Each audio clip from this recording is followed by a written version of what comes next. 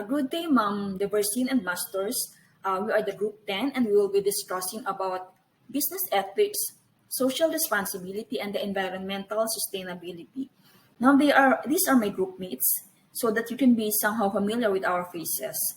Though these three topics are distinct from one another, they are quite interrelated. For example, many people consider it unethical for companies that are socially responsible, like those throwing their waste in the bodies of water irresponsibly, or those companies who are agents of air pollutions. So, social responsibility, on the other hand, refers to actions an organization takes beyond what is legally required to protect or enhance the well-being of living things, and living things do not only refer to humans. So these three topics, therefore, are interrelated and impact all areas of comprehensive strategic management model. Now, let me define what is business ethics. So this may look simple, but it is a broad topic. So they say good ethics is good business. So while bad ethics may derail even the best strategic plan. So business ethics can be defined as principles of conduct within organizations that guide decision making and behavior. Good business ethics is a prerequisite for good strategic management. Good ethics is just good business. So a businessman should observe morality not only in business activities but also in non-business activities. The reason is that there is no distinction between a businessman and his business. According to Drucker, every individual and organization in society should abide by certain moral codes and that there is no separate ethics of business. So strategists such as the CEO and the business owners, are the individuals primarily responsible for ensuring that high ethical principles are espoused and practiced in an organization. So all strategy formulation, implementation, and evaluation decisions have ethical ramifications. What do we mean by the code of business ethics? So a code of ethics in business is a set of guiding principles intended to ensure a business and its employees act with honesty and integrity in all facets of its day-to-day operations and to only engage in acts that promote a benefit to society. So an ethics culture. Ethical culture can be defined as a set of experiences, assumptions, and expectations of managers and employees about how the organization encourages them to behave ethically or unethically. Measuring and building an ethical culture is a challenging task that offers enormous long-term rewards. And for a deeper understanding of business ethics, code of business ethics, and ethics culture, allow me to present a short video of what is business ethics. Okay, let's get started by talking about ethics in general. What is ethics? If you're like most people, you don't really spend much time thinking about the philosophy of it. But once in a while, it's a critical exercise that you need to go through in order to clarify your values and principles, especially with regard to the workplace. So, ethics are the basic moral ground rules by which we live our lives. Ethics is about right and wrong behavior with the preference to choose right over wrong. So, here's a good question. Where did you get your ethics? Was it nature, nurture, or both? I mean, we all have ethics. You can't be devoid of it. We all have a conscience and self-awareness that helps us know right from wrong. Do you consider yourself to be ethical?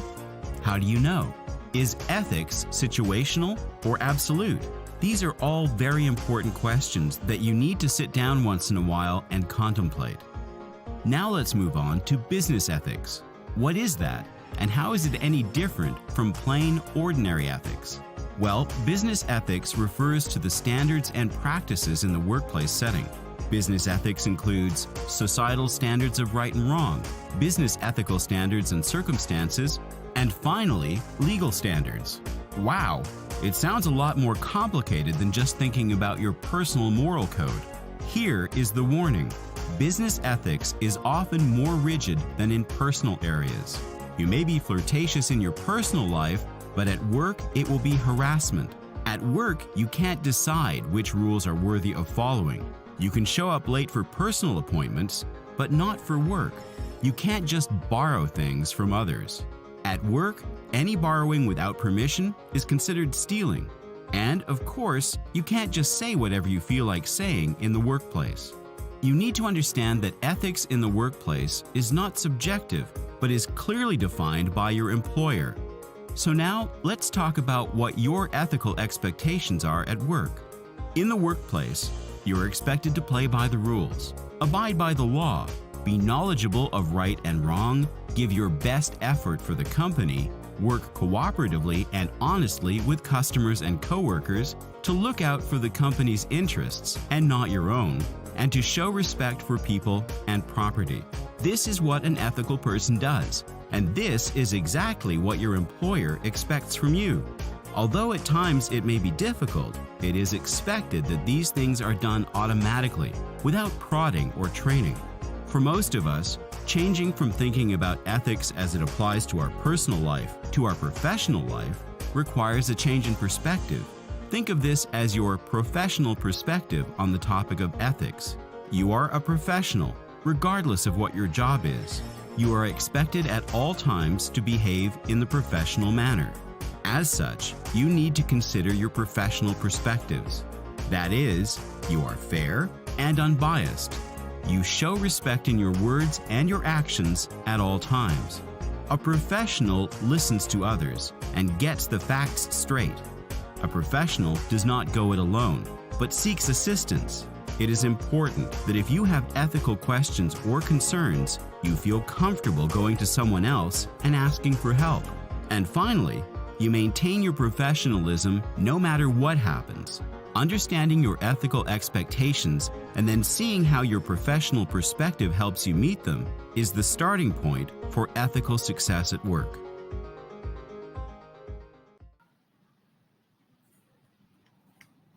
From that video, we were able to know more about the business ethics in a workplace. So it is about right and wrong behavior with preference to choose right over wrong. That we have the conscience to guide us, but business ethics is more rigid and impersonal. That there is difference in the perspective between personal and professional or the business. Like in the video example, the flirtatious act on a personal level may be sexual harassment in the workplace. That business ethics are not subjective, but clearly set by the employer, so one should be observant of the company rules and regulations, as well as the laws, and to look out for the company's interest and not your own personal interest. The issue now is to treat ethics as part of the human behavior and part of making individual and collective business decisions. Many business people are religious individuals, but their business suit makes them blind towards human suffering. Now, let's look at the comprehensive strategic management model. This model shows that as we go through the business process from that all chapters, from the strategy formulation, the strategy implementation, up to the strategy evaluation, this shows that this should be done within the concept of business ethics, guided by the business ethics, social responsibility, and the environmental sustainability to achieve the strategic management goal of the company, particularly and mainly for the sake of basic survival. So incorporating this will also save the company from facing any global or international issues that may arise, especially nowadays that the world is considered flat. With the digital world, almost everything is now accessible. So one good example of a company that has a code of business ethics is the Starbucks Standards of Business Conduct. Here we can see that they have the standards of business conduct, um, product on how they treat one another with the stakeholders, and how these were clearly specified as adherent to the global human rights statement. So, as a company that follows business ethics, they were able to establish good company image, being socially responsible with business sustainability, being in the business since 1971, and continue to prosper and being patronized up to this day. So, bottom line, being good ethically should be in all aspects. We cannot be good people if we are not ethical in business. Our professionalism cannot be separated from our personal characteristics. So we cannot be good people if we are bad employees. It will be hard to have a split personality. So if we want to sustain our business, we should uphold the good business ethics and do the right business the right way to avoid any legal and ethical issues that may arise that may cause to tarnish the company image. So by being ethically correct, all aspects must be ethical and moral with respect to transactions with the buyer, the supplier, the investors, the governing agencies, and the society or community where the business is located. By Also, business sustainability is one of the major goals of strategic management. Same with business, what goes around comes around. You reap what you sow.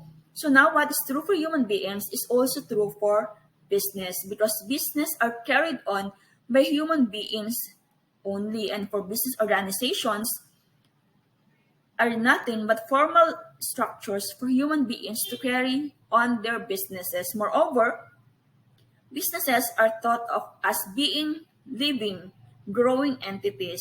Thus, business businesses also have a choice to maximize their profits and a choice to do good for the society in which they live and operate. Now, according to C. Maximilian, if business is not based on ethical grounds, it is of no benefit to society and will, like all other unethical combinations, will pass into oblivion. So that ends my report. Thank you.